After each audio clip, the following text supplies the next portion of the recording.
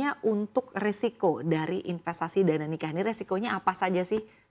Ya, resiko pertama kalau misalnya kita investasi untuk dana nikah pastinya penurunan nilai investasi. Kalau itu ya kita harus siap, kita tahu namanya investasi ada gain, ada risk. Jadi kita harus tahu kalau misalnya ada sewaktu-waktu penurunan nilai investasi, tinggal bagaimana kita nyikapinnya. Makanya yang tadi saya sarankan ke investasi yang minim risiko, yang risikonya tergolong rendah. Kenapa? Karena kita bisa menghindari penurunan nilai investasi. Kalau deposito bank rate-nya udah tetap. Kemudian SBN atau ORI rate-nya juga sudah tetap.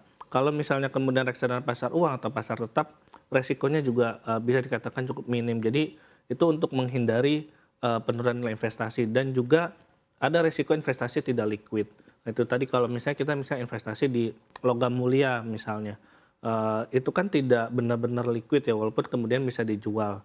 Nah, itu juga kita harus memperhitungkan mengenai biaya-biaya investasi. Kalau misalnya kita investasi di emas misalnya, ada spread antara beli dan jual. Itu yang membuat returnnya juga tidak optimal karena memang investasi logam mulia itu untuk jangka panjang. Apalagi kalau misalnya kita bicara nikah dan udah ada calon dan kita memang terkesan lebih nekat untuk investasi di resiko tinggi saham misalnya, sahamnya anjlok sekarang ARB atau misalnya 50% yang ada berantem bisa berujung ke gagal nikah. Nah, itu kan yang sebenarnya dihindarin.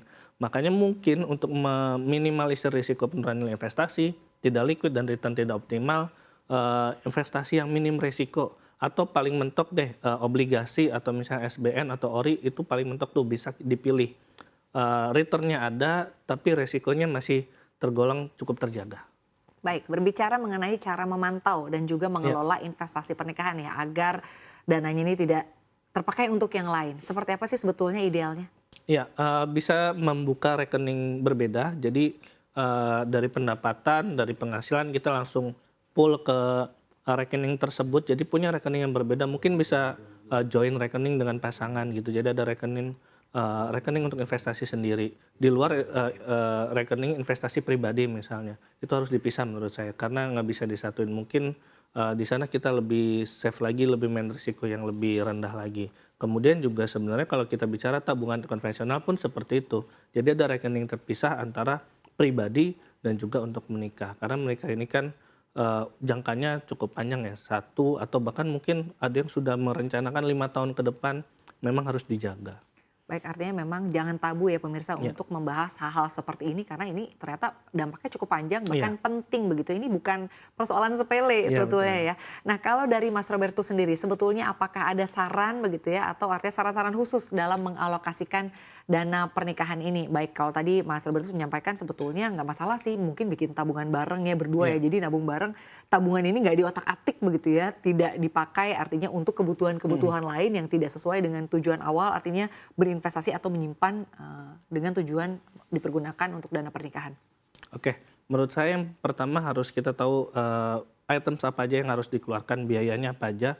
Kemudian kita pecah biaya tetap dan variabel. Tetap artinya ya udah fix harganya segitu, kita dapatnya segitu. Variabel adalah biaya-biaya yang kemungkinan bisa lebih banyak atau lebih rendah. Seperti misalnya catering bisa aja lebih lebih banyak, akhirnya tergantung undangan atau misalnya undangan juga bisa lebih banyak. Jadi kita pisahkan dulu itu. Kalau misalnya sudah kita tahu budget yang dibutuhkan berapa, kita udah konsep wedding kita seperti apa, baru kemudian kita bahas bagaimana biaya ini ada. Tabungan bersama mungkin bisa jadi salah satu alternatif dan itu juga yang penting adalah pengawasannya juga. Kita catat biaya keluar dan biaya masuk. Nah, supaya kita tahu nih kondisi keuangan kita terutama untuk wedding plan kita seperti apa. Masih berada di jalur atau sudah keluar, perlu suntikan dana atau sudah cukup. Jadi selain kita nabung, kita planning tapi juga pengawasan, kontrol juga itu harus menurut saya.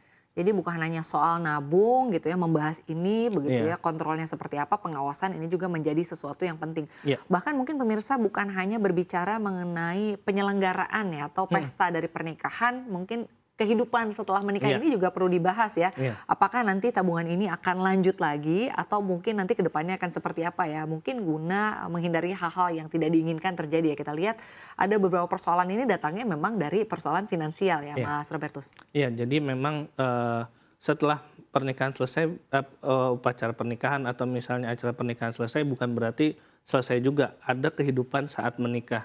Nah, itu juga yang sebenarnya harus butuh modal awal. Seperti misalnya untuk sewa rumah atau misalnya, Biaya sekolah kemudian biaya anak ya? sekolah anak. Nah, itu juga yang kemudian harus disusun oleh orang tua, oleh pasangan, apalagi untuk biaya sekolah anak itu kan untuk jangka waktu ke depan. Jadi tabungan saya rasa dan investasi harus bisa tetap lanjut.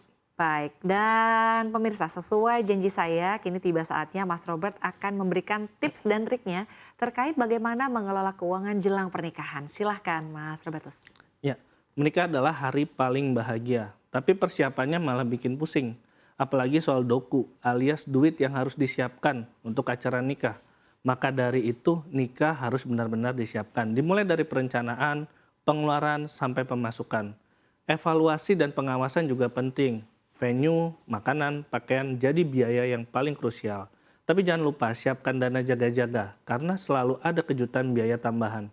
Investasi bisa juga dilakukan, jadi bagian persiapan nikah. Pilih yang minim resiko walaupun return tidak besar, tapi soal nikah jangan terlalu banyak ambil resiko. Deposito, reksadana pasar uang bisa jadi pilihan. Teguhkan hati, siapkan duit, persiapan nikah akan lancar.